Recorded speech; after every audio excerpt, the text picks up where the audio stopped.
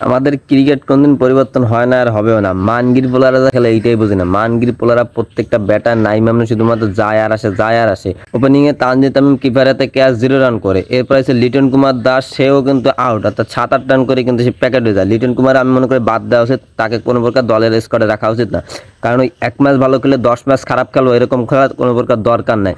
মানগির পুঁতে 8, 9, 10, 14 বারে এর উপর কোনো প্রকার রান করতেই পারে না, প্রত্যেকটা ম্যাচে পুরো স্টাম্প আউট হয়ে গেছে গতকালকের ম্যাচটা। জাকের আলী সেও আউট, শেখ মেহেদী আইসা সেও কিন্তু স্টাম্প আউট, মেহেদী মিরা সেও ক্যাচ আউট, এরকম একটা অবস্থা, দুইটা সাইড মেরে ক্যাচ আউট। নাইম শেখ মানগির পুত্রে যে কেন স্কোয়াড আমি বারবার বলতেছি, টি-20 প্লেয়ার নয়, ওয়ানডের প্লেয়ার, আর স্ট্রাইক রেট 109 সম্ভবত মনে হয়। তো আমি মনে করি ওকে বারবার ওয়ানডে সুযোগ দেওয়া উচিত, ওকে টি-20 কোনো প্রকার সুযোগ দেওয়া উচিত না, কারণ টি-20 খেলার কোনো প্রকার যোগ্যতা অর্জন করতে পারে না। ও নাকি মাঠ ভাড়া করে তারপরে নাকি প্র্যাকটিস করে খেলা শেখাতে, এই এসে তার নমুনা যে কি বাল খেলে আর কি খেলে মাঙ্গির পুত, আমি সেটাই বুঝি না। বিগত দিনে ম্যাচগুলো অনেক খারাপ করেছে, আজকের এই ম্যাচটা কিন্তু কাল খারাপ করেছে, 17 বলে 10টা রান করেছে। তো তার অবস্থা হচ্ছে এই, তো একে যা করা উচিত পুরো দল দিয়ে বাদ দেওয়া উচিত, দল দিয়ে বাদ দিয়েও অন্যকে কি সুযোগ দিয়েছে। আমি মনে করি আজকে পারভেজ হোসেন ইমনকে খেলানো উচিত, তবে এর সাথে সাথে আজকে সবাইকে নামানো হয়েছে, এটা একটা প্লাস পয়েন্ট। কারণ বিসিবির বা টিম ম্যানেজমেন্টের সুযোগ সুবিধা পেয়ে কাকে দিয়ে খেলানো উচিত কাকে দিয়ে খেলানো উচিত না। নাসিমের মতো ব্যাটিং সে কিনে আইসে আইর মারে, সে কিনে আইসে 9 রান করে, শরীফুলের মতো ব্যাটিং এসে 6 মারে।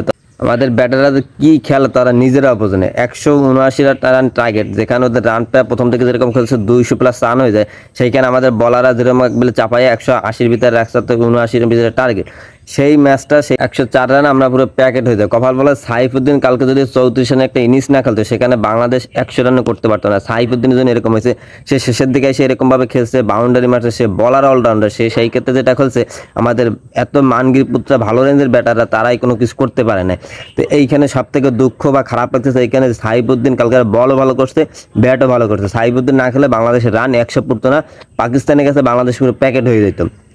তো কপাল ভালো প্রথম দিকে কিন্তু 2-2টা সিরিজ জিতেছিল, যার কারণে কিন্তু ম্যাচটা এরকমভাবে হয়েছে। যাই হোক, যাই খেলছে তোমরা যে কি খেলা শুরু করছো, লিটন কুমার দাসকে দল থেকে বাদ দেওয়া উচিত, নাইম শেখকে দল থেকে বাদ দেওয়া উচিত, আর আমি মনে করি সাইফুদ্দিনকে রাখা উচিত, কারণ সাইফুদ্দিন আরও ম্যাচ খেললে অবশ্যই এর থেকে বেটার খেলতে পারবে বা এর থেকে ভালো খেলতে পারেন। তবে সাইফুদ্দিন শেষের ওভারটা মাইর খেয়েছে, লাস্টে 1 ওভার 21 রান দিচ্ছে। প্রথম 3 ওভার এত সুন্দর বল করা, বা 3 ওভারে মানে 8 রান না কয় রান দিয়েছিল, পরবর্তীতে যে পরের লাস্ট ওভারটা 4র্থ নম্বর ওভারে কিন্তু সে কিন্তু 21টা রান দিচ্ছে। তো এইটা উচিত হয় না। আমি মনে করি চাপ সামলানো শিখতে হবে, কারণ চাপ না সামলালে কিন্তু বাংলাদেশ কোনো প্রকার ম্যাচ জিততে পারবে না, কারণ তোমরা যদি চাপ না সামলা সেক্ষেত্রে ম্যাচটা কোনো প্রকার সম্ভব না জেতা। তো কপাল বলে তাসকিনের জন্য ম্যাচটা এই পর্যন্ত হয়েছে, কারণ তাসকিন প্রথম থেকে মার খাওয়ার পরে কিন্তু শেষ ওভারটা ভালো করছে, যার কারণে কিন্তু তাসকিনের জন্য রানটা কিন্তু 180 ভিতরে থেকে গেছে, কারণ ওরা যেরকম খেলা শুরু করছিল তাদের 200+ রান হয়ে যায় ওই মাঠে। আর সবাই বলে মিরপুরে পিছে রান হয় না, মিরপুরে পিছে রান হয় না, পাকিস্তানরা বলছে যে মিরপুরে রান হয় না, পাকিস্তানের কোচ সেও বলছে। দেখেন মিরপুরের পিছে রান হয় কিনা। মিরপুরের পিছে ব্যাটিং পিচও আছে, বোলিং পিচও আছে, দুইটাই পিচ আছে, কারণ মিরপুরের পিচ বিপিএল এর সময় কিন্তু ঠিক করা আছে, সেটা সবাইকে বুঝতে হবে, কারণ বিপিএল এ কিন্তু প্রায় ম্যাচ 180-200 রান এরকমভাবে কিন্তু হয়েছে। তো যাই খেলো মাঙ্গির পুত্র যেরকম খেলে, তোমরা যে ভালো খেলতে পারবে না সেটা বোঝা হয়ে গেছে। তো লিটন কুমার দাসকে আমি মনে করি বাদ দেওয়া উচিত, এবং নাইম শেখকে বাদ দেয়, এখানে আমি পারভেজ হোসেন ইমনকে বারবার সুযোগ দেওয়া উচিত। আর এরপরে বলবো পরবর্তী যে খেলাগুলো আছে সেগুলো ভালোভাবে খেলো, তাহলে ভালো শেষ ম্যাচ টি-20 সিরিজটা জিতছো, এটাও একটা প্লাস পয়েন্ট। তো আশা করি নেক্সট যে ম্যাচগুলো সেটাও তোমরা জিতবা।